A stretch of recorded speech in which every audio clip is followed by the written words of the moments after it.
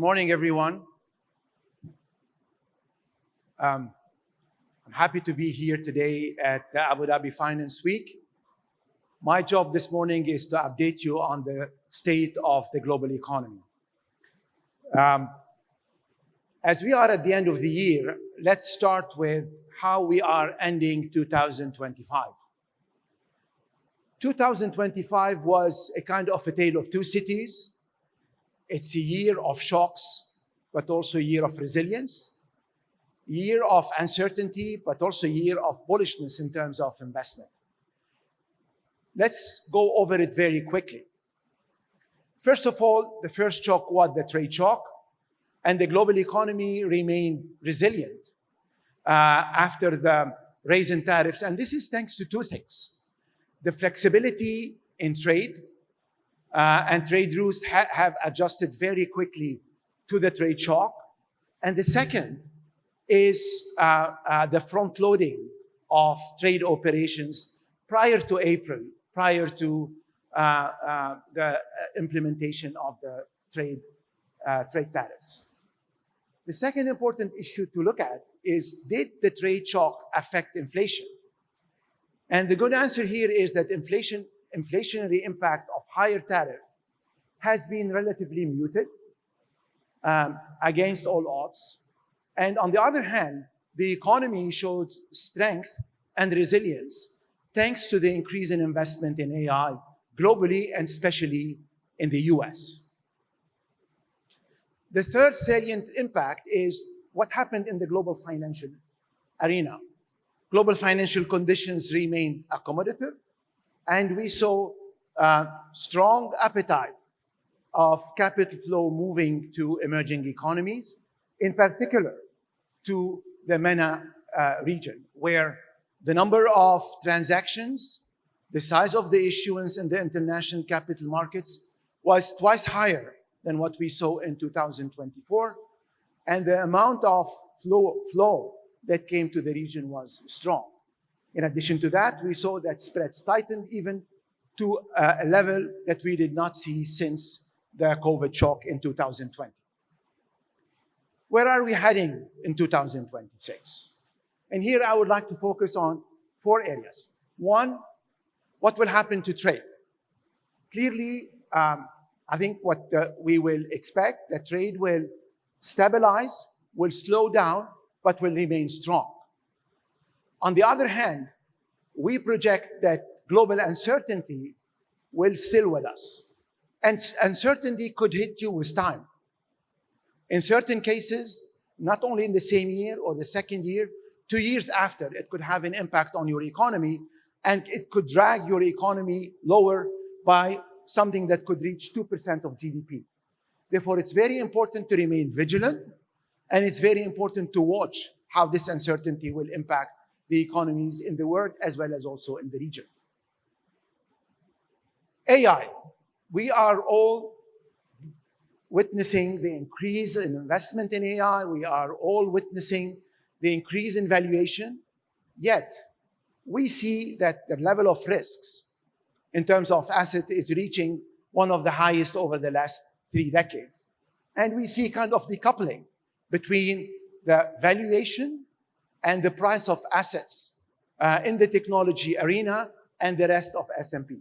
Therefore, it's an area where we see a lot of promises, but we have to be extremely careful.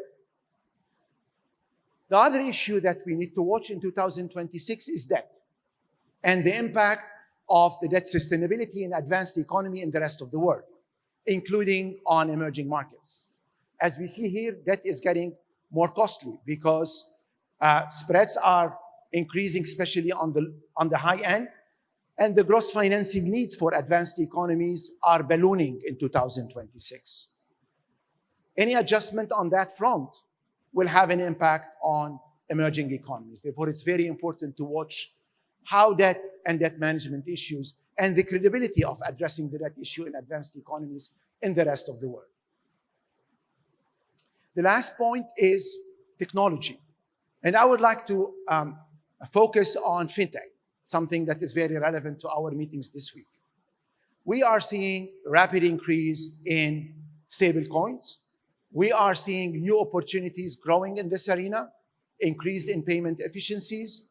Financial markets are getting deepened by the development of those new technologies.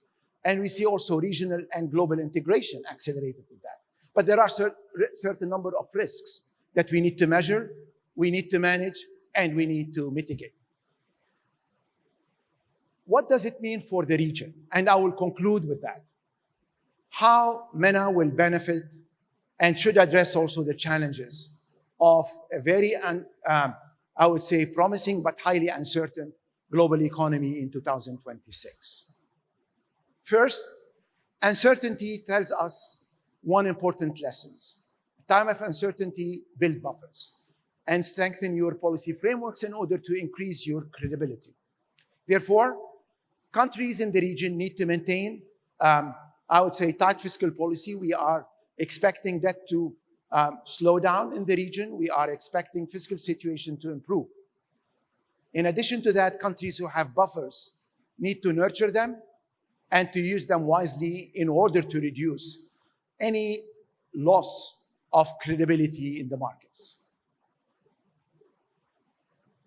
The second important issue is we are in a world of changes in trade directions.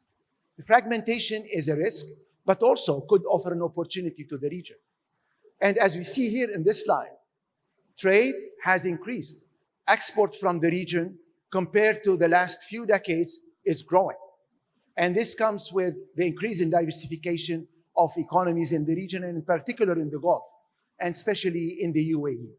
Therefore, accelerating export, increasing trade connection is an opportunity for the region to benefit from the increased level of fragmentation. How to achieve that? By improving infrastructure, having the right policies, and strengthening the trade cooperation and the trade agreements with the rest of the world. The third important dimension for the region is AI. Of course, AI is strategic sector, especially to the GCC. It's in fact a game changer. And when we see the speed at which countries in the GCC are increasing their investment, building their capabilities, and benefiting from three important factors: access to capital, access to ample energy, and also access to talent. Therefore, increasing investment in AI, in technology, linking it to the different level of services, and go beyond only producing AI is very important. Let me also end with an important dimension, which is financial technology. Financial technology is one of the areas that the region could benefit from, especially the GCC. There is a significant investment in the new technology, and the good news is the level of readiness of the key markets. The UAE, the Saudi market is there. What does it mean here? It means that technology in finance can accelerate financial inclusion, which will allow access to finance to become more ample and relevant, but also could help deepen the financial markets. By deepening the financial markets, it will increase GCC integration and will make the GCC a region that is not only emerging as a middle power economically, benefiting from the new wins in terms of trade, in terms of investment, but become one of the key players, one of the key global connectors in trade, logistics, but also in finance. This is an opportunity that requires to keep improving on the regulation, strengthening the supervision, and also address certain number of risks that could emerge with that.